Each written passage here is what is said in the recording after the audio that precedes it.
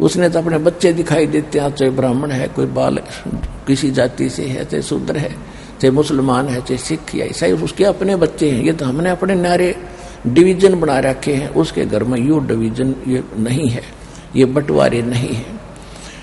तो इस किले को तोड़ने का मालिक के पास कैसे फार्मूले हैं? ये फार्मूले लाए दाता ने उस पुण्यात्मा तक पहुंचने के लिए कि वो देख कितनी अच्छी आत्मा थी, आज भक्ति गलत करके अपना जीवन नाश कर रही है और भूल गई भगवान को। अब क्या किया दाता ने, उसी कॉलोनी में किसी भगत के यहाँ सत्संग किसी ने प्रार्थना की, उस शारदा वाली कॉलोनी में एक किसी गरीब से घर में सत्संग रख दिया भगत की प्रार्थना पर।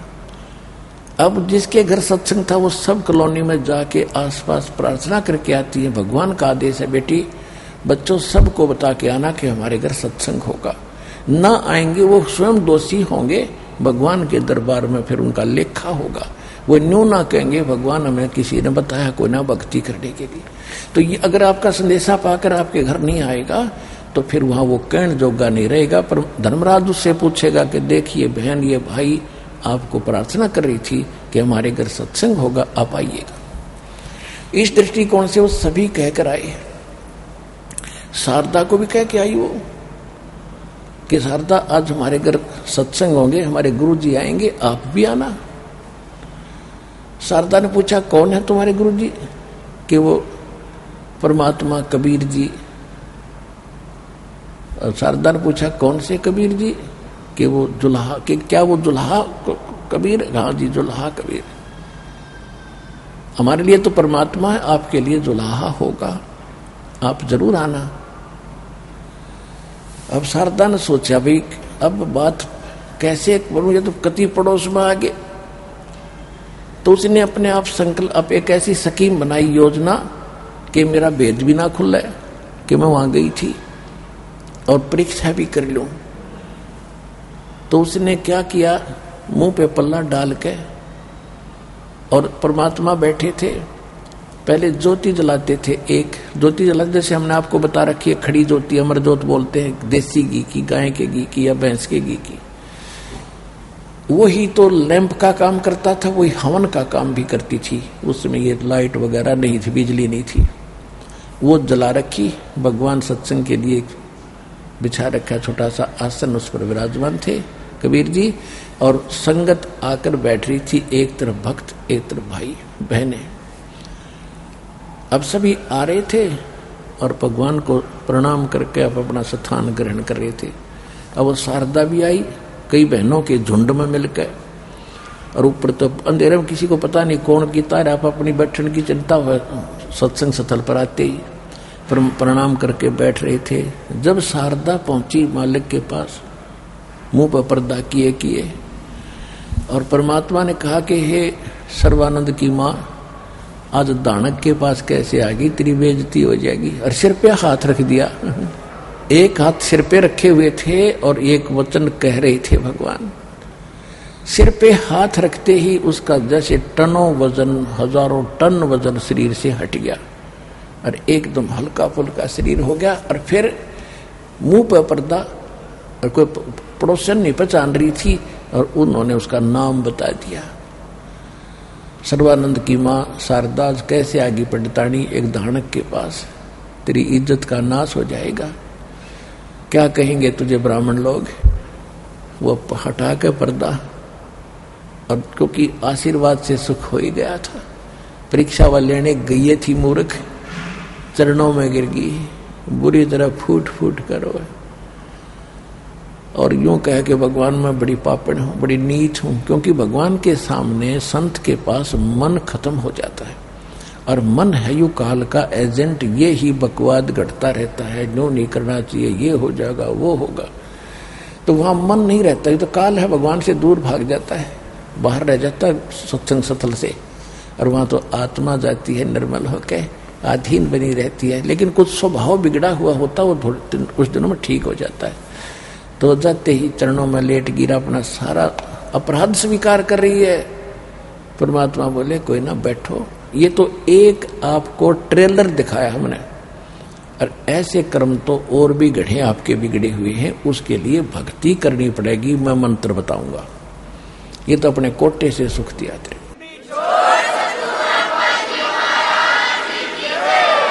अब और कहाँ ठिकाना था शारदा जी को? होय होय, कहते पर्वत पर्वत में फिरा, कारण अपने राम, राम जैसे संत मिले, जिन सारे सब काम। वहीं बैठ गई और परमात्मा ने सृष्टि रचना सुनाई। ओए होए, 2-2.5 घंटे सत्संग करके सबके में अला दिया। विद्वान पुरुष की माँ थी और ब्राह्मण घर में जन्म था, तुरंत समझ गई। कहते बुद्धिमान को समझाने में देर नहीं लगती। तो पुण्यात्माओं, आज आपको परमात्मा ने पहले बुद्धिमान बनाया, सबको एजुकेटेड किया अपने बच्चों को। अरे 2 मिनट में समझ गए। नई से बूढ़े कैर से निकलना हंसी खेल था। ऐसे जकड़े पड़े थे उन अपनी गलत क्रियाओं में, अपनी परंपराओं में। आज परमात्मा ने शीशा दिखा दिया कि ये है वास्तविकता, और सभी उमड़ उमड़ कर आगे। तो विद्वान को समझाना बहुत आसान है। मूर्ख को समझाते ज्ञान गांठ का जा, और कोला होना उजलाते सोमन सा बनला। तो पहले तो हम कोयले थे, भगवान ने सोमन सा बन ला के देख लिया, हमारा ज्ञान समझ में नहीं आया, समाधान से भगवान को उस दिन मान लिया। और जब तक ज्ञान संपूर्ण हुआ नहीं, हृदय नहीं छदावे, या देखा देखी भक्ति का वह रंग नहीं ठहरा। आपको दास ज्ञान पहले दे रहा है और समाधान साथ दे रहा है, तो ज्ञान समाधान तो होगा ही होगा। अगर ज्ञान कमजोर है तो आपको कोई भ्रमित कर देगा भगवान का, से आप दूर हो जाओगे, मालिक का हाथ उठ जाएगा, फिर आप काम नहीं करेगा वो भक्ति, आप भगवान से कोसों दूर हो जाओगे। तो इसलिए ज्ञान मालिक ने आधार बनाया है, और पूरे संसार में ये ज्ञान होगा। और ज्ञान होगा तभी हम एक ठिकाने टेकेंगे। उस समय फिर हमारी ये स्थिति हो जाएगी कि बंदी छोड़ दयाल जी, तुम तक हमारी दौड़, और जैसे काग जहाज का अब सूझ जाए और न ठोर। इस ज्ञान से और इस भक्ति से और इस सुखों से आपको ऐसा समय, ऐसी स्थिति आ जाएगी आपके मन की कि सतलोक आश्रम बरवाला, जिला हिसार, हरियाणा के अतिरिक्त आपने कोई स्थान दिखाई नहीं देगा कि आपका सुख हो जाए।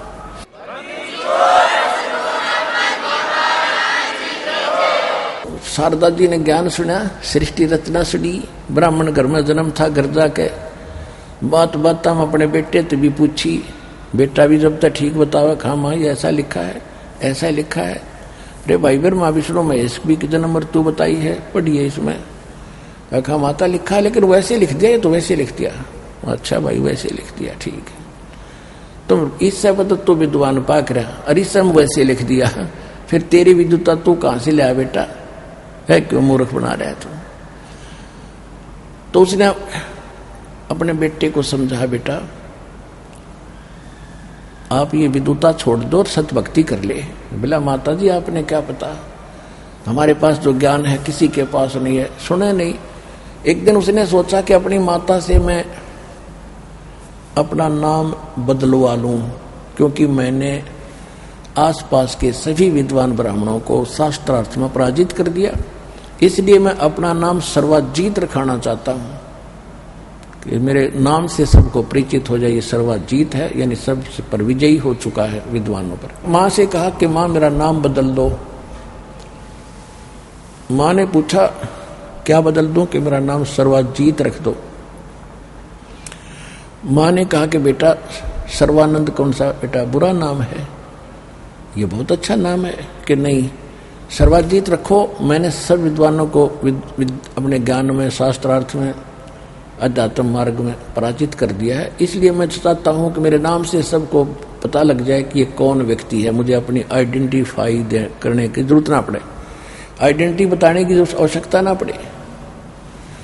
उसकी माँ ने कहा कि बेटा यदि तू सब विद्वानों को पराजित कर चुका है तो एक विद्वान को और पराजित कर दे, फिर अपने बेटे का नाम मैं सर्वाजीत रख दूंगी, और अन्यथा नहीं रखूंगी।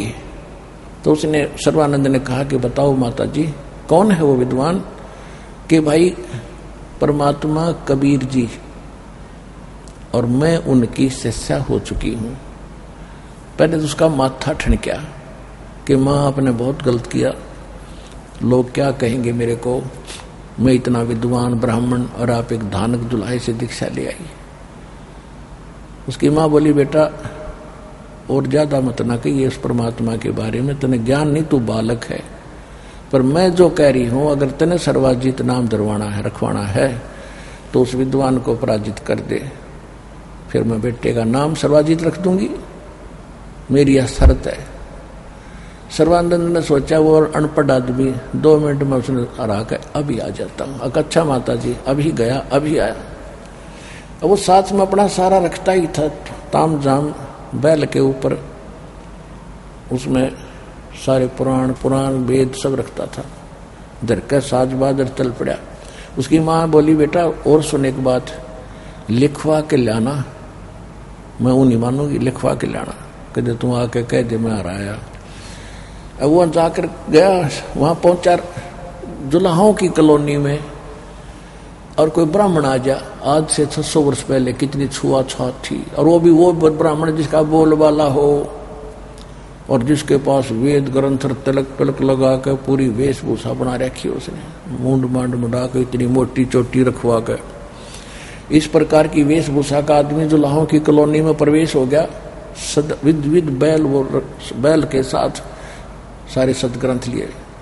तो सभी देख रहे हैं, जैसे गांव में हाथी आ जाता था, हम देखा करते खड़े होकर छतों पर चढ़ चढ़ के हाथी आ गया, हाथी आ गया। तो ऐसे सभी जुलाहे देख रहे थे अपनी झोंपड़ियों से निकल कर। आगे एक चौक के ऊपर जुलाहों का कुआं था, बनी में स्टार्ट में थोड़ी सी अंदर, गांव से थोड़ा सा बाहर कॉलोनी के चौक सा पड़ता था।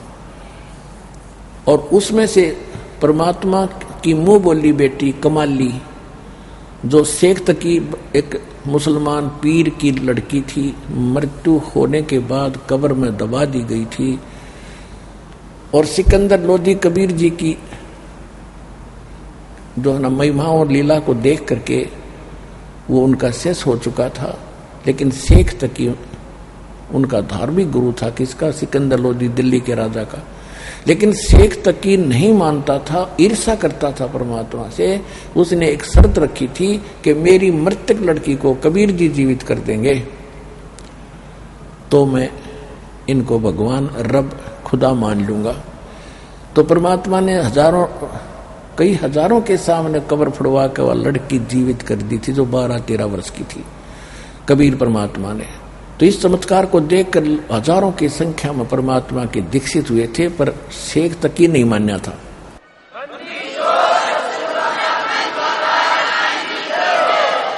इसके विषय में परमेश्वर ने कहा कि राज तजना सहज है, सहज तरिया का ने, और मान बढ़ाई ईर्षा दुर्लभ तजना ये है। राज भी तज सकते हैं, अपनी पत्नी का मोह भी छोड़कर जंगल में जा सकते हैं, लेकिन मान बढ़ाई और ईर्षा दुर्लभ तजना ये, और ये तजे बिना भगवान नहीं मिल सकता। मान बढ़ाई और ईर्षा जब तक अंदर से नहीं खत्म होगी, भगवान निकट नहीं आएगा। तो वो विद्वान थी, उस शेख तकी में वह लड़की जीवित कर दी। परमात्मा ने कहा, सबने कहा कि कमाल कर दिया, कमाल कर दिया, भगवान आपने कमाल कर दिया।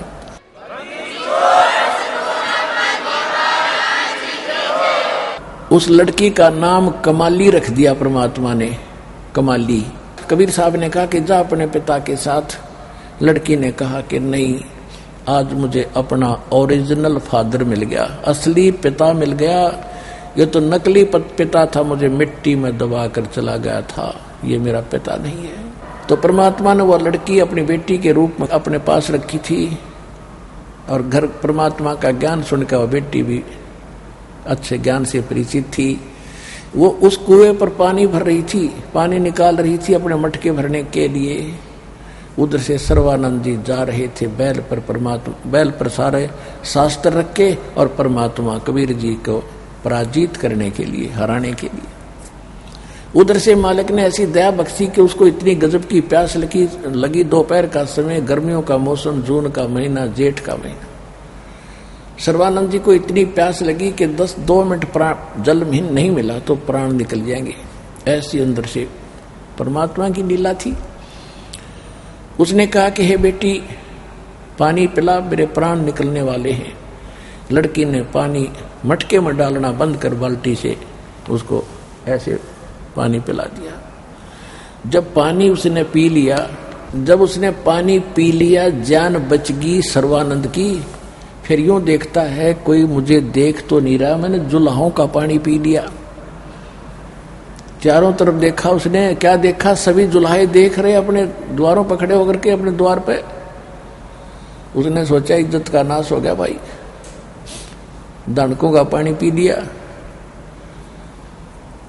तो लड़की पर डांट मारता है, के लड़की ये कौन सी जाति का कुआं है।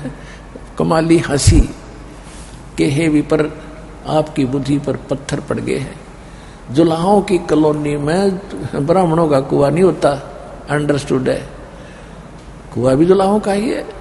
अब खिसियानी बिल्ली खंभा नोच रही थी, उसको धमका रहा था कि तूने पहले क्यों नहीं बताया, तूने पहले क्यों नहीं बताया। कमाली कहने लगी विपर जी आपने, अब पेट भर गया तेरा, जान बच गई, बकवाद भागी तेरे को, ना पहले पूछ लेता मैं कि ना टूटी पूछ ले किसका कुआं बता दूं, जुलाहे का कुआं है। जब तक तेरी जान जाने वाली थी तने पूछने की कोशिश भी ना की, आवश्यकता भी ना समझी। अब पेट भर गया, जान बच गई, बकवाद तो जाती की, फिर भागी। फिर कहती है ए लड़की घड़ी ना बोल रहा है, ज्यादा मत बकवास कर, ये बता कबीर का घर कहाँ है। अब लड़की हंसी और कहने लगी अरे ब्राह्मण, यदि तुझे कबीर के घर का पता चल जाता ये बोझ मरता ना फिरे, तू बैल को उठाए अंडा इतने शास्त्र लिए फिरे।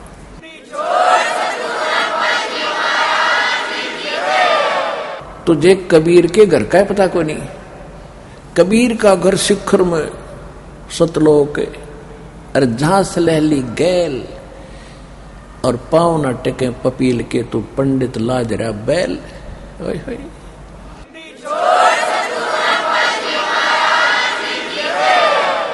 कबीर का घर शिखर में, टॉप मोस्ट प्लेस सतलोक के अंदर है, परमात्मा ऊपर चोटी में।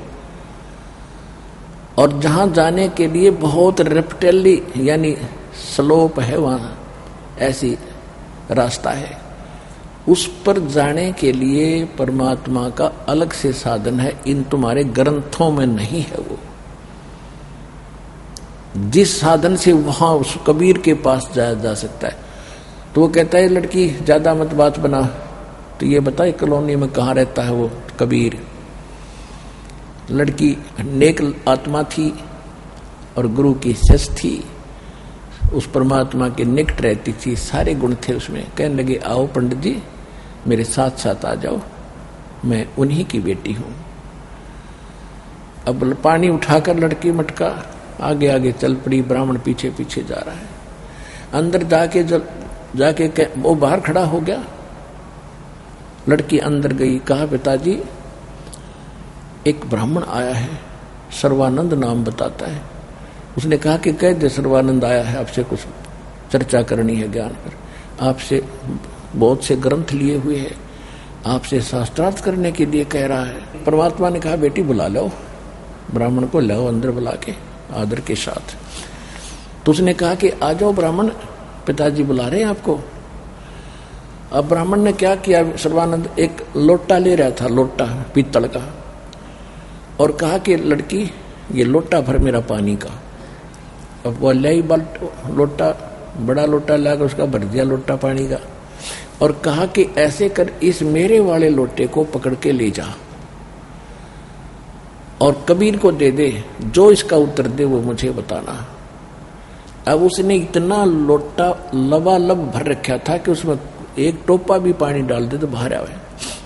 तो लड़की धीरे धीरे लेकर गई, कही पिताजी सर्वानंद जी ने ये लोटा दिया है और कहा इसका उत्तर जो कबीर जी दे वो वापस मुझे बताना।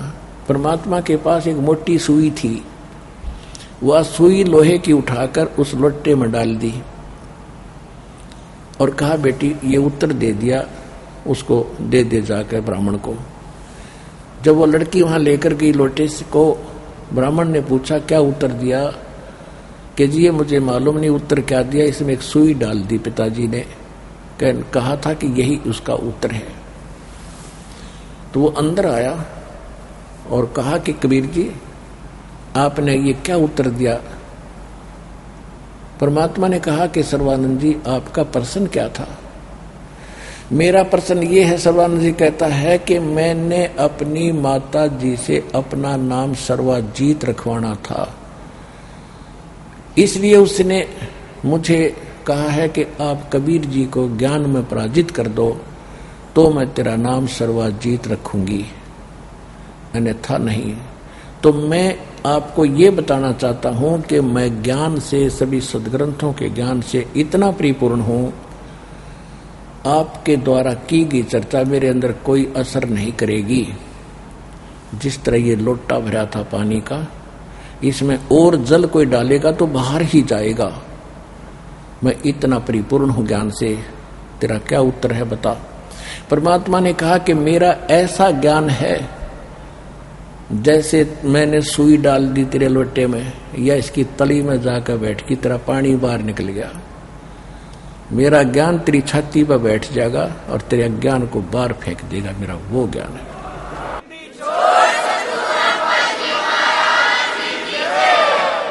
तो कहने लगा अच्छा ऐसा है अका। अब ये सुन के कि कोई विद्वान आया है, कबीर जी के साथ खसने वाले कोई ना कोई आ ही जाते थे, लेकिन ये कुदरती बात है, घर का जोगी जोगड़ा हर बार का जोगी सद। अपने कॉलोनी में रहने वाले परमात्मा को तो उन जुलाहों ने कोई मैं तो नहीं दिया, लेकिन बाहर का आने वाला होता था, यूं देखते थे कि आज यो कबीर को हराएगा, खुश होने के लिए बैठ जाते थे, देखने के लिए। अब जब सर्वानंद जी बैठ गया, अपना ले रहा था सात में अंगूठा बिछा के अपना सोच कपड़ा, और श्रोता दुल्हे आसपास बैठ गए सारे देखने खातिर आज क्या बात बनेगी। तो सर्वानंद जी ने कहा कि प्रश्न करो, कबीर जी से कहा प्रश्न करो। परमात्मा ने कहा कि कौन ब्रह्मा का पिता है, कौन विष्णु की माँ, शंकर का दादा कौन है, सर्वानंद देवता। अब लगा फिर करने इसका कोई माता पिता नहीं, अजरो अमर है, सर्वेश्वर है, महेश्वर है, फलान है, धकड़ है। परमात्मा बोले आपके पास देवी पुराण है, सब शास्त्र मेरे पास। उसके तीसरे स्कंद में विष्णु भगवान स्वयं स्वीकार करता है, अपनी माता को कहता है कि तुम शुद्ध स्वरूपा हो, ये सारा संसार तुम से उद्भासित है, मैं ब्रह्मा और शंकर हम आपकी कृपा से विद्यमान है। हमारा तो आविर्भाव माने जन्म, त्रोभाव माने मृत्यु होता है, हम नित्य नहीं है। और शंकर भगवान खुद कहता है कि जब ब्रह्मा आपसे जन्म ले उत्पन्न हुआ है माता, तो तमोगुण शंकर क्या आपकी संतान नहीं हुआ। उसने निकाला, उठा के लाया ग्रंथ, देवी पुराण खोला संस्कृत भाषा में, बाकी अनपढ़ सारे थे ही। कहने गए झूठा इसमें कहीं नहीं लिखा, देखो। और सामने को पढ़ने वाला था, देखो ये झूठ बोलता है, कहीं नहीं लिखा। तो सभी ने ताड़ी पीट दी, जुलाहों ने, अनपढ़ों ने। परमात्मा बोले भाई ठीक है, आप जीत गए, मैं हार गया, यही चाहिए आपने कहा। बस परमात्मा ने पता था कि जान बूझ साची तजय और करे झूठ तेने, और ताकि संगत है प्रभु सोपन में भी ना दे। परमात्मा ने सोचा जान दे, दुष्ट ने मानना तो इसने है ही नहीं, कि बोल भाई ठीक है तो आप जीत गए, मैं हार गया। कहने लगा ऐसा नहीं, कच्चा काम नहीं करता मैं, लिखवा के लूंगा। अगर लिख भी आप पहले मैं अनपढ़ हूं, लिखूंगा क्या, अशिक्षित हूं। उसने लिख लिया। शास्त्रार्थ में कबीर जी हार गए, सर्वानंद जीत गए, और मालिक का अंगूठा लगवा लिया। ठीक है, अपनी माँ के पास आकर कहा कि माता जी 10 मिनट का काम था, हार गए। वो तो जाते ही बात भी ना करी, जब पहले कह दिया मैं तो हार गया भाई, आप जीत गए एक के प्रश्न में। माता जी बोली बेटा फिर पढ़ के सुना। लिखवा के लाया, कहाँ लिखवा के लाया, पढ़ के क्या सुनाया तो क्या पाया, शास्त्रार्थ में सर्वानंद हार गया, कबीर जी जीत गए। उसकी माँ उसके मुंह की तरफ देख कर, विद्वान तू तो हार का रहा बेटा। कहने लगे माता मैं कई दिन से ना रात दिन शास्त्रार्थ पर था, मुझे नींद के गलती से लिखा गया, ध्यान नहीं रहा, फिर लिखवा के लाता हूँ। फिर गया परमात्मा से बताया कि ऐसे ऐसे मेरे से गलत लिखा गया, दोबारा लिखना पड़ेगा। मेरी माँ नहीं मानती, उसने फिर लिख, भाई लिख ले, फिर लिख ले, ध्यान से लिख लेना भी क्या कदे। उन्होंने फिर लिख लिया। ऐसे ही कबीर जी हार गए, सर्वानंद जीत गया। परमात्मा का अंगूठा लगवा लिया, एक आधे का और लगवा लिया साथ में, गवाह का ले आया। अब घर आके अपनी माँ से कहा कि ले माँ के मैं ठीक लिखवा के ले आया। बेटा सुना, पढ़ा तो फिर विपरीत पाया। कबीर जी जीत गए, सर्वानंद हार गया। उसकी माँ बोली रे तेरा दिमाग खराब हो गया क्या? और फिर क्या मैं जीत गया? तू खुद हारा हुआ है, झूठ बोलता है। अगर नहीं माता जी गलती रहेगी, फिर लिखवा के लाऊं। अब फिर लिखवा ले, तीसरी बार फिर लिखवा लिया। अब वो सोचता है कि वहां मैं 6 बार देखता हूं ठीक लिखा है, यहां तक के बिजली गिरा इसके। अब के वो गली अपने दरवाजे में गेट में प्रवेश होता और उस पर ध्यान रख रहा है कि देखता हूं ये कैसे चेंज होता है। कहता माता जी पढ़ कर सुनाऊं? कहाँ सुना बेटा? आ गया, लिखवा लिया। अब वो पढ़ने लगा। शास्त्रार्थ में जहाँ कबीर जी लिखा था वहां सर्वानंद हार गया और कबीर जी जीत गए उसकी आंखों के सामने।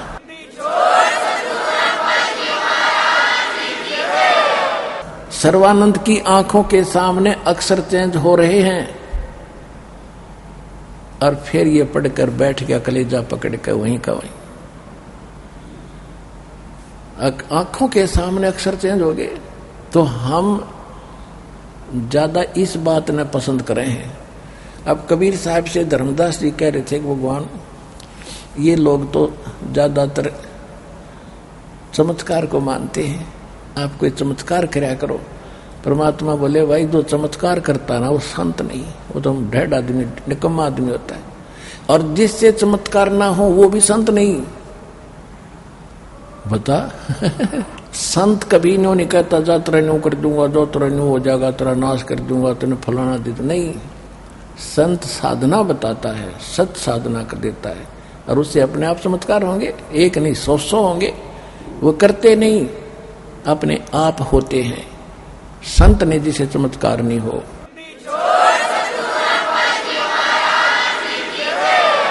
तो उसकी माँ बोली रे विद्वान बेटा, मैंने तो तेरे को जन्म देकर मैं अपने आप को जो है ना धिक्कार मानती हूँ अपने जन्म को। ऐसा नालायक बेटा मेरा पैदा हो गया। माँ की बात नहीं मानता तू, आज बाकी सारी मान्या करता था। जब ने बोला माँ अब मान दूंगा, अब मान लूंगा, क्यों सारी अकल ठिकाना आएगी। घर में माँ की दुर्गति हो रही थी, वह ठीक हो रही, तब भी ना जच्ची इस मूर्ख के मान बढ़ाई के भूखे के। कहने लगा अब मानूंगा, माँ सचमुच भगवान है। उन्होंने एक प्रश्न किया, उन्होंने सदग्रंथ का नाम लिया, मैंने खोल कर देखा माँ सचमुच यही लिखा है। लेकिन अहंकार वश मैंने झूठ बोली कि ऐसा नहीं लिखा है, ये झूठा है। मेरे से महान गलती होगी। माँ भी कैसे क्या मुंह लेकर जाऊं उनके पास। उसकी माँ बोली बेटा मेरे साथ चल, मैं माँ हूं तो बेटा है। तेरा जीवन मुझे आज दिखाई दे। पहले तो मैं गर्व करती थी मेरा बेटा बड़ा विद्वान हो गया, ब्राह्मण बड़ी कमाई करा करेगा। लेकिन बेटा यह कमाई भाड़ में जाओ, असली कमाई तो राम नाम की है, जो सच्चा नाम और ज्ञान उस संत परमात्मा के पास है। मेरा बेटा वंचित था, मुझे घना दुख था। आज मेरी आत्मा गदगद होगी। चल तेरे नाम दिवा के लाऊंगी। जाकर अपने बेटे को नाम दिला के लाई। सूक्ष्म वेद में लिखा है कि सोए मात सराहिए जो पुत्र दे उपदेश, और सकल नार व्यभिचारिणी यूं कहता है शेष। कहते हैं वही माता को सराहिए जो अपने बच्चे को भक्ति पर ला दे। ना तो दुनिया बच्चे पैदा करे पशुओं की तरह, उसका कोई यूज नहीं।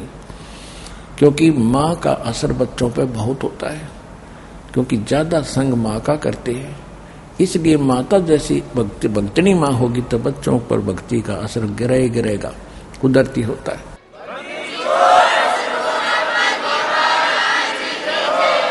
और माता वही सराहिए जो पुत्र दिलावे उपदेश। माँ की वही सराहनीय माता है जो अपने बच्चों को, अपनी संतान को दीक्षा दिलवा दे, नाम सच्चे गुरु ते दिला दे। अब उसके बाद सर्वानंद की कोई नहीं माने। सारे ब्राह्मण उससे नफरत करने लगे। तू जात तक डाल दिया है, तो कितना जोगा नहीं छोड़ रहा, तेरे ऊपर जादू जंतर कर दिया उस जुलाहे ने, और वो तो ऐसे ही करता है, जो उसके पास चला जाता है उसको अपना बना लेता है। अपना तो बनाता ही बनाता है, लेकिन वो ऐसे सुख देता है, वो रत्न देता है जो तुम्हें खोज जैसे नहीं मिलता। लेकिन जादू जंतर नहीं, वो प्यार और सच्चे ज्ञान से अपना बनाता है। और यहीं पर यही हमारे लिए दास को बदनाम कर रखा था हरियाणा वाले इन नकली संतों ने, जनता को भ्रमित कर दिया। वो तो पता नहीं कैसा जल पिलाता है, पता नहीं कैसा अमृत वो प्रसाद खिलाता है, मिश्री खिलाता है, उसी के हो जाते हैं। तो ये तो इनकी आदत है बकवाद करने की। तो वही भगवान के साथ करा करते। अब यहाँ आने वालों से पूछे उनको क्या खिलाया है, उनको वो अमृत ज्ञान खिलाया है, ऐसा सुख दिया है, ये सारी 7 जन्म नहीं भूल सकते, तो ये कैसे दूर हो सकते हैं।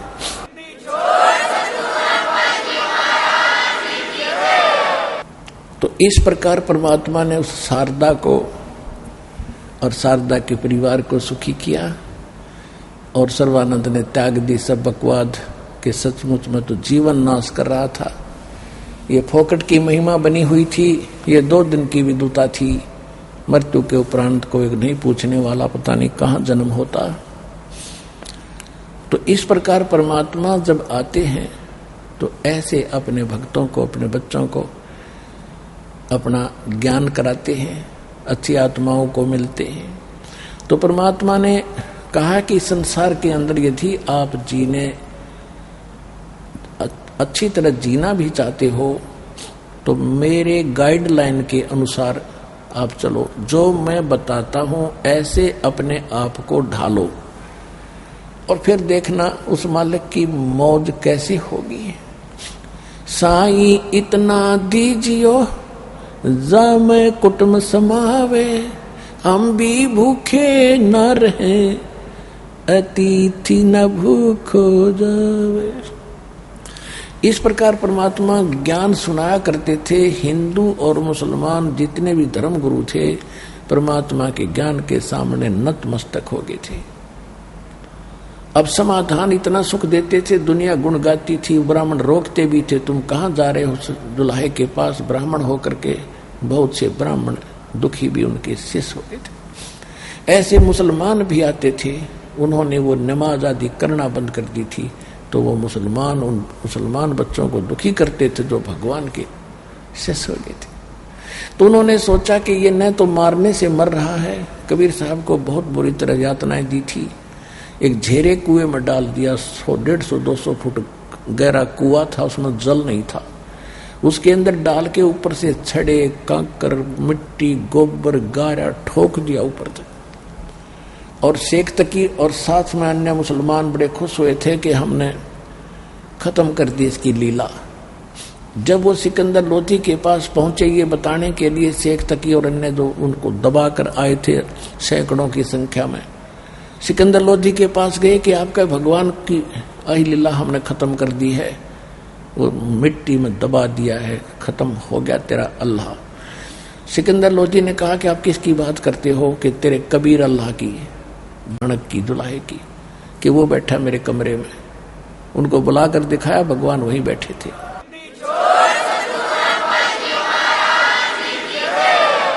फिर उनको एक उबलते हुए सरसों के तेल के कढ़ाई में डाल दिया भगवान को, परमात्मा जले नहीं। सिकंदर लोधी ने टेस्ट करने के लिए, क्योंकि शेख तकी ने सिकंदर लोधी से कहा था कि इसने तेल की तासीर को ठंडा कर दिया, जादू जंत्र जानता है, ये गर्म नहीं रहा इसलिए ना जलता। ये सिकंदर लोधी ने सोचा मैं टेस्ट चेक करता हूँ सचमुच ये गर्म है कि भी नहीं, और तेल उबल रहा है, नीचे लकड़ बाल रखे, इतना बड़ा कढ़ाया। परमात्मा ने कहा राजन, इस पीर के कारण अपना जीवन नाश मत करना, इसमें उंगली ना दे दिए, उंगली नहीं पाओगी, तेरी टोई भी ढूंढे से नहीं मिलेगी, कट जाएगी, इतना गर्म है ये। सिकंदर लोधी का ना जच्ची, कबीर जी ना जलते, मेरी उंगली का के भी जली रहेगी। जो ही उंगली दी, जितनी उंगली तेल में गई थी उबलते हुए में, उतनी कट के अलग होगी। बेहोश हो गया वो राजा बेहोश हो गया। तो परमात्मा तो कढ़ाई से निकल कर आए और उसको पहले तो उन्होंने वैद वूद साथ थे, ट्रीटमेंट करने वाले साथ होते हैं राजा के, उन्होंने होश हाथ में लाए, ठंडा पानी मार मूर कर उंगली पर ठंडा पानी डाला, राजा होश में आ गया। और इतनी पीड़ा थी, फिर बेहोश हो गया। फिर होश में लाए, फिर इतनी पीड़ा, ऐसे नहीं उंगली कट गई, फिर बेहोश हो गया। तब परमात्मा ने उसकी पकड़ के उंगली पूरी कर दी, वह कटी हुई भी ना रही, जली हुई भी ना रही।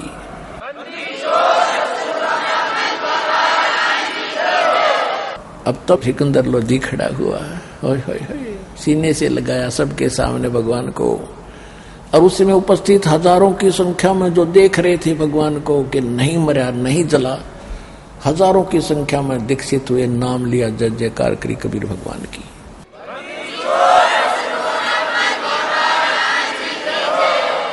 अब इस तरह पंडित और इन काजी मुल्लाओं ने भगवान के साथ वो सभी क्रियाक्रम कर लिए जिससे ना तो वो मरे ना ज्ञान से हारे। तब उन्होंने एक स्कीम बनाई कि इसके नाम से झूठी चिट्ठियां डाल दो ऋषि में जितने भी मंडलेश्वर साधु संत डेरियां वाले उनको, और ये खाना खिला नहीं पाएगा, 3 दिन का भंडारा लिख दो, और साथ में लिख दो कि प्रत्येक भोजन के बाद एक मोहर देगा सोने की, 10 ग्राम सोना, और एक दोहर, एक कंबल बहुत सुंदर, पहले इसकी खद्दर की होती थी दोहर, यानी सबसे अच्छा, और बहुत सेठ लोग ही उस दोहर का प्रयोग करते थे। ऐसा था वो खेस टाइप, यानी खेस समझो डबल खेस, और वो बहुत कीमती होते थे। कहा कि एक दोहर देगा, एक मोहर देगा, 3 दिन का भंडारा होगा देसी घी का, देसी होता था पहले तो, और सभी आना, सभी ऋषि सभी मंडलेश्वरों के बाद साधु संतों के डेरों में वो चिट्ठियां भेज दी। अब ये डेरे वाले बाबा भक्त तो गांव छोड़ घर छोड़कर गए हुए थे, वो भी तो भगवान के बच्चे थे। परमात्मा के लिए तो भटक ही रहे थे, पर नकली काम नकली साधना कर रहे थे, उनका दुर्भाग्य था।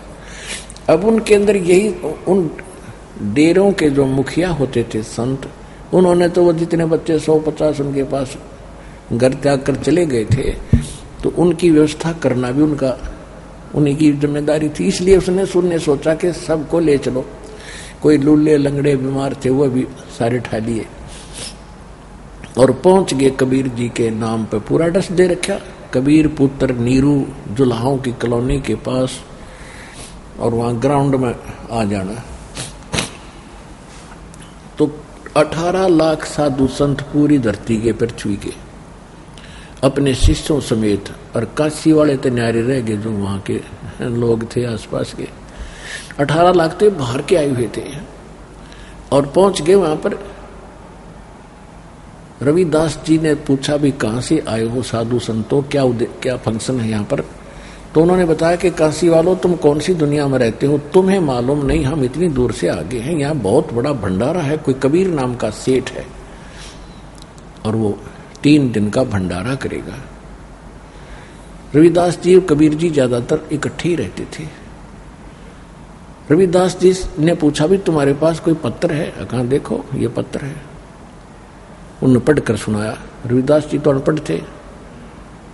रविदास जी गए थे फ्रेश होने, सुबह सुबह उन्हें कितके फ्रेश होते, उन्होंने सोचा आज बिगड़ गई बात सारी। भाई कबीर जी को बताऊं जा करके, आज तो नाश कर दिया इन्होंने, कितने जोगे नहीं छोड़े।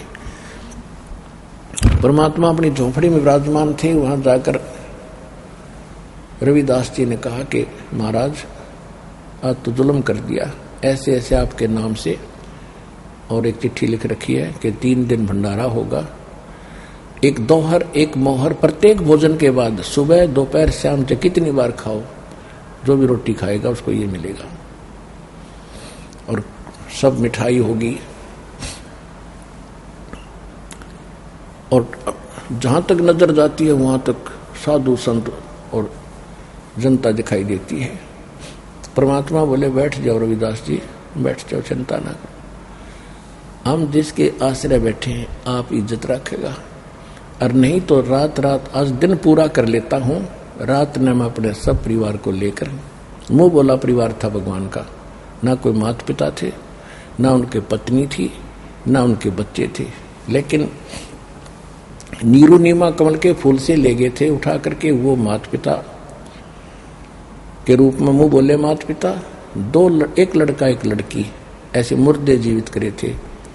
वो बच्चे मालिक के साथ परिवार के रूप में रहे थे। तो इसलिए मालिक ने एक परिवार भी पालन करके हमें एक ट्रेनिंग दी थी कि आप जी मेरी तरह रहो, इतना विश्वास करो भगवान पर, दान धर्म भक्ति करते रहो, और फिर जो तुम्हारे ऊपर कोई आवेगी समस्या तो मैं कैसे साथ दूंगा, ऐसे दूंगा।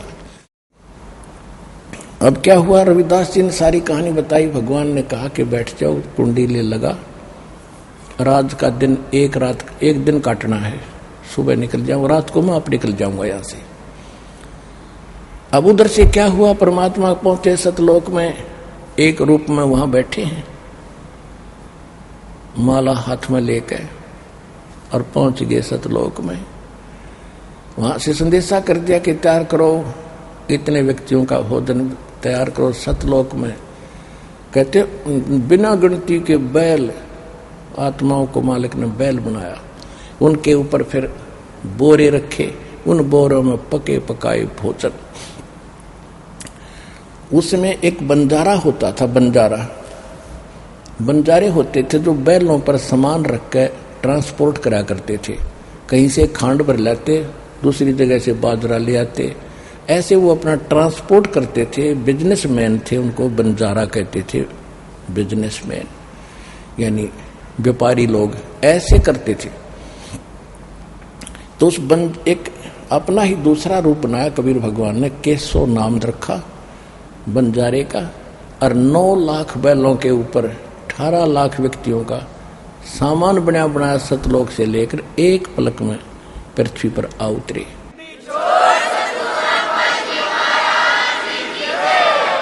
अब काशी से थोड़ी सी दूर उतर के और ऐसे आ रहे हैं। अब परमात्मा गरीबदास साहिब जी ने बताया है कि उन बैलों के पैर जमीन पर नहीं टिकते थे, जमीन से 6 इंच ऊपर चल रहे थे। अब उनका किसका ध्यान जाए, पैर की टिके बैलों के। वह तेनों देखे थे बर्फी कहाँ रखी है, कौन से बोरे में, जलेबी कौन से में है, उन बैलों से क्या लेना देना था। और साथ में फिर सेवक आए थे सतलोक से ही, सेवादार यहाँ सेवा करने वाले, वो और न्यारे थे।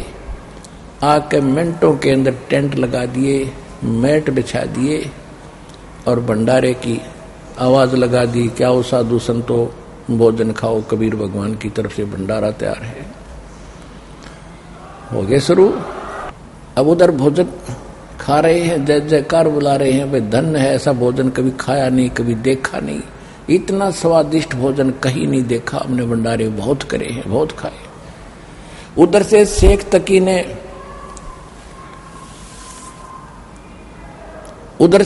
तकी ने सिकंदर लोधी राजा दिल्ली के बादशाह को भी चिट्ठी भिजवा दी, और शेख तकी ने पढ़कर सुनाई कि राजन आपके गुरुजी भंडारा कर रहे हैं, आप चलोगे।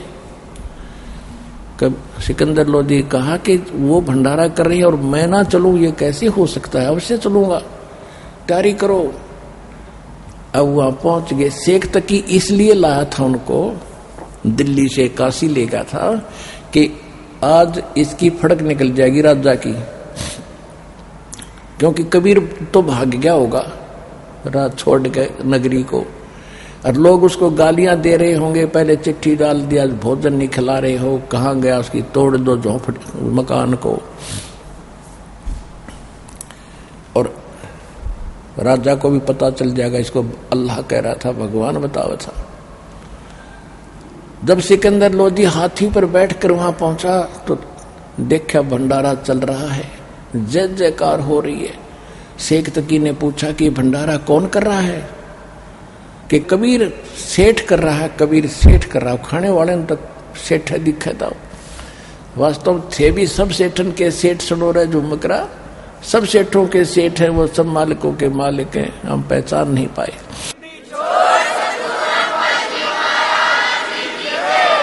तो सब कहने लगे कबीर जी कर रहे हैं, कबीर जी भंडारा दे रहे हैं। सिकंदर लोधी ने पूछा कि कबीर जी कहाँ हैं, कि वह बैठे हम ये तो मालूम नहीं कबीर जी कहाँ हैं, पर एक इस तंबू में बैठा एक व्यक्ति वो सब अरेंजमेंट वो कर रहा है।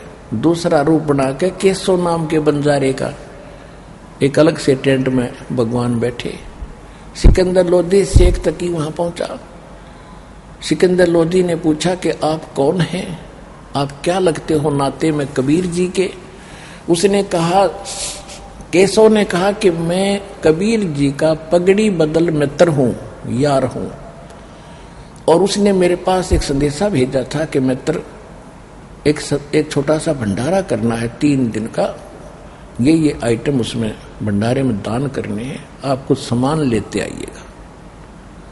अब शेख तकी की तांखें फटी फटाई रहेगी कि इसने छोटा सा भंडारा कहते हैं लाखों लोग जीव रहे हैं। सिकंदर लोधी ने पूछा कि कबीर जी कहाँ हैं, कि कबीर जी अपने विश्राम करें, अपने घर पे बैठे।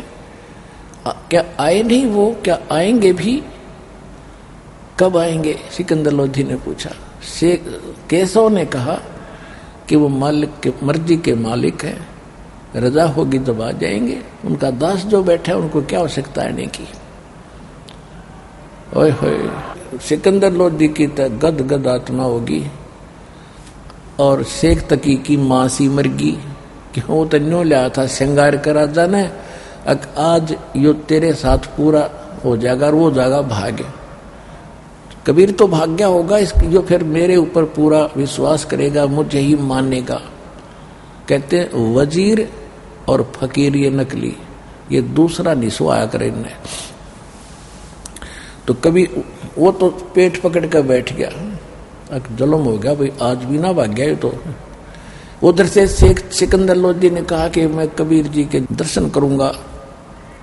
दर्शन के लिए चल पड़े। साथ में सैनिक थे, अंगरक्षक थे, हाथी पर विराजमान था। पहुंच गया कुटिया में, कुटिया के पास खड़े हो गए और उतर के नीचे सिकंदर लोधी ने जैसा भी खटखटाया दरवाजा परमात्मा की कुटिया का। रविदास जी कहने लगे कि महाराज जी ये तो आगे दिखा है यहाँ पर भी। परमात्मा बोले बोलो मत, अपनी भजन कर रविदास, दरवाजा नहीं खोलेंगे और आप पर चले जाएंगे कुवाड़ पीट के। सिकंदर लोधी ने कहा कि हे कबीर जी, हे भगवान राजा, दरवाजा खोलो। फिर कहा कि मैं सिकंदर लोधी आपका दास आया हूं दिल्ली से, आपके दर्शन करना चाहता हूं, दरवाजा खोलो। परमात्मा ने कहा कि राजन दरवाजा नहीं खुलेगा दिन में, इन लोगों ने मेरे साथ बहुत बदतमीजी कर रखी है, मुझे जीने नहीं दे रहे। ये यही चाहते हैं मैं यहां से भाग जाऊं, रात को मैं चला जाऊंगा। मेरे नाम से झूठी चिट्ठियां लिख रखी हैं, लाखों लोग मेरे द्वार पर खड़े कर दिए हैं। मैं गरीब आदमी अपने बच्चों का मुश्किल से कपड़ा बुनकर गुजारा कर रहा हूं परिवार का। हे भगवान, मैं कैसे उनको खिलाऊंगा, मेरी तो बेइज्जती कर दी, मैं तो जाऊंगा मुंह कैसे दिखाऊंगा। अब सिकंदर लोधी कहने लगे भगवान आप मुझे नहीं बहका सकते, मैं आपको समझ चुका हूं। आपने क्या रंग लगा रखा है, वहां जाकर देखो दाता, जय जयकार हो रही आपकी, आपने ठाठ कर रखे है, आपके नाम से भंडारा चल रहा है।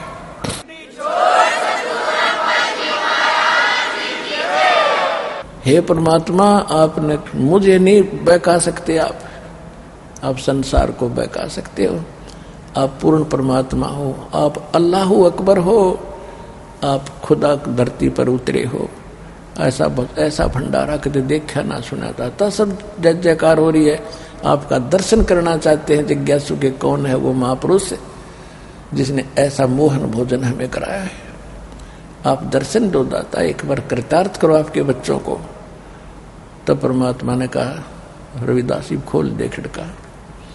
जो ही दरवाजा खोला, सिकंदर लोधी मुकुट समेत दंडवत प्रणाम किया चरणों में, आधा दरवाजे से बाहर आधा दरवाजे में, और खड़ा होगा बाहर कुटिया से और कहा महाराज एक बार दर्शन दो, मेरे साथ चलो।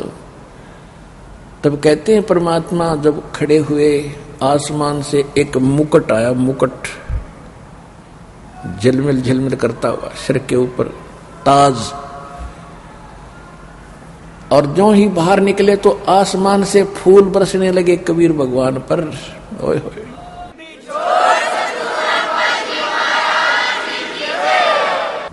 सिकंदर लोधी ने, रविदास जी चंवर ले रहे थे अब, क्योंकि वो तो पक्के सेवक थे, उनके सेवा करा करते थे, चंवर से पीछे पीछे श्रद्धा से चंवर कर रहे थे। तो सिकंदर लोधी ने कहा कि हे भक्त, हे महाराज, आप तो डेली सेवा करते हो, मुझे भी दास को कुछ सेवा दे दो, मैं भी अपने कर्म बढ़ा लूं, ये चंवर मुझे दे दो। सिकंदर लोधी ने रविदास जी से चंवर लेकर के और भगवान पर चंवर करने लगा। दिल्ली का सम्राट उस धानक दुलाए पर होए होए हाथी पर बैठा लिया परमात्मा ने दोनों, रविदास और परमात्मा कबीर जी को, और आप बैठ गए ऊपर। सारी काशी की उस बाजार में पहुंच गए जहां भंडारा चल रहा था। जो भी देखे वो कहे कि ये है कबीर, क्या ये है कबीर, कि कौन है कबीर। सब बता रहे हैं कि ये है कबीर जिस पर सिकंदर राजा चंवर कर रहा है, ये है वो भगवान, वो सेठ कबीर जो भंडारा कर रहा है। सब देख रहे हैं कि वाह भाई वाह, कितना सुंदर, कितना शांत चेहरा है, कैसा भगवान जैसा स्वरूप है, और भोजन कैसा मोहन खिलाया। भाई धन्य है सेठ तू, धन्य है सेठ तू। सब खा रहे हैं और कह रहे हैं आपने ऐसे भोजन खिला दिया। प्रत्येक को 2 हर और 1 सोने की मोहर और दे विदा की जा रहा है। सब जय जयकार लाइन लगा रहे हैं। अब सारे घूम करके फिर एक भगवान का बच्चा गया, सतलोक से आया हुआ सेवक, और हाथ जोड़कर कहा कि भगवान आपका मित्र याद कर रहा है आपको, कबीर जी आपका मित्र केसो याद कर रहा है। सिकंदर लोधी और वो हाथी से उतरकर सारे और पहुंच गए उस टेंट में जहाँ केसो नाम से भगवान दूसरे तख्त के ऊपर बैठे थे। बहुत सुंदर बेड के ऊपर कपड़ा सुंदर सफेद बिछा हुआ था। जब सिकंदर लोधी और कबीर परमात्मा रविदास जी जब पहुंचे, उस टेंट के अंदर प्रवेश किया, अपने आप एक तख्त आकर बेड अपने आप वहां डल गया। सेकंडों के अंदर जैसे कंप्यूटर में होया ग्रह सिस्टम, ऐसे बेड बिछ गया। उसके ऊपर सुंदर चादर बिछ की सफेद, चारों तरफ लाल हीरे मोती जड़ गए, चारों तरफ झालरों की तरह। और कबीर जी केशव ने कहा बैठो भगवान, आपका आसन तैयार है। परमात्मा उसके ऊपर विराजमान हो गए। टेंट के चारों तरफ से सीलिंग खोल दी और कहते हैं 8 पहर तक 24 घंटे तक परमात्मा ने वहां सत्संग किया। केशव नाम प्रसन्न करते हैं, केशव रूप में स्वयं उतर देते हैं। केशव प्रसन्न करता है, परमात्मा उतर देते हैं। और लाखों की संख्या में जो भोजन खाने आए थे चारों तरफ बैठकर और सत्संग सुन रहे हैं। परमात्मा की सुरीली आवाज लास्ट तक सुनाई दे रही है। सबने ज्ञान सुना और ज्ञान सुनकर कई लाखों ने, 10-12 लाख व्यक्ति परमात्मा के वो बच्चे शिष्य बने, उनसे दीक्षा ली और कर्तार्थ हुए। मैं रोवत हूँ सृष्टि को, ये सृष्टि रोवे मोहे, गरीबदास इस योग को समझ न सकता कोई। अब वो साधु संत घर छोड़कर भगवान के लिए जंगलों में पड़े थे। उन बच्चों को उन दुष्टों ने तो सोचा था उसकी बेइज्जती करूं, और परमात्मा खुश हो रहे थे, करने दे इकट्ठे इन्हें, माड़े देख लूंगा ना, मैंने बुलाने पड़ेंगे कि तब ये इकट्ठे भी ना होते मेरे तथा, ये इकट्ठे तो कर देंगे इन्हें।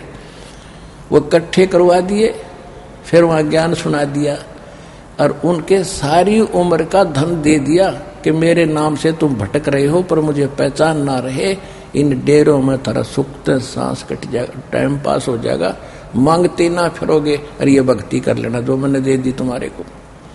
एक भगत डिस्कस करते हैं कि जी वहां तो 3 दिन भंडारा चला और एक दिन में 3 बार तो भोजन जरूर कराया होगा, और बेईमाना ने 5-5 बार भी कर दिया जो घने दौर मोर लेने वाला ने तो जितनी बार खावा थे न्यों नहीं कहा था कोई क्यों खावा भाई खा गया था ना। पुणात्मा वही कबीर भगवान यहाँ भोजन करवा रहा है। आप देख रहे हो दिन रात लाखों भगत आते हैं और कितनी बार कौन क्या खाता है। बाप कभी अपने बच्चों से कहता तू क्यों खा रहा है इतना, कितना खा, तेरी खातिर खुला दरबार।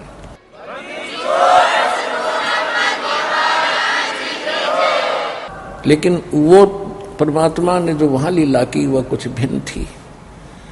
और उन्होंने, वो भगत कह रहे थे कि जी एक बेईमान के पास 3-3 4-4 बार रोटी खाने से 3 दिन 4 दिए 12 तो 2 होगी होंगी 2 हर 12 और 12 मोहर यानी 12 ग्राम सोना वो ठाके के ऊपर ले गया होगा उन्हें।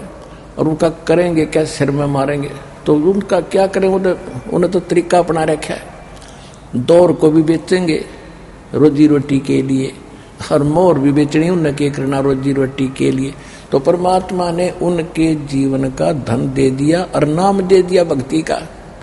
तो पुण्यात्मा उन में से हो तुम, आज ये 64 लाख में से दोबारा आने लग रहे। जब वो चलने लगे 15 मिनट में 10 मिनट में टेंट पाड़ के आ रहे थे सेवक सतलोक में, बच्चे आपके भाई बहन मिनटों में इकट्ठे करके बैला के ऊपर धर के और चलते कर दिए।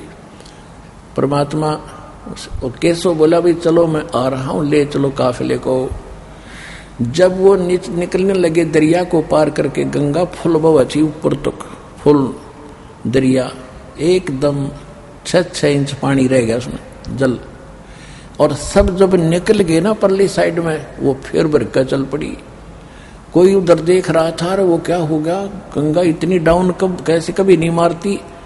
कुछ देर के बाद वह फिर ऊपर ना आ गई। वो तो बात भूल भाल गई। अब वहां केशव खड़ा, कबीर परमेश्वर खड़े, सिकंदर लोधी खड़ा, शेख तकी खड़ा। अब शेख तकी क्या कहता है कि चलो राजन सिकंदर बादशाह, चलो अपने वहां चलेंगे दिल्ली में, ऐसे 100 भंडारे कर दें। इसने तो महोत्सव सा किया है, ये कोई भंडारा था इसका। अब सूक्ष्म वेद में गरीबदास जी ने कहा है, पुण्यात्माओं महोत्सव क्या होता है और यज्ञ जौनार क्या होती है। महोत्सव तो उसको कहते हैं जैसे किसी ब्राह्मण ने बता दिया तेरा पुत्र मर गया और उसकी ये क्रिया कर दे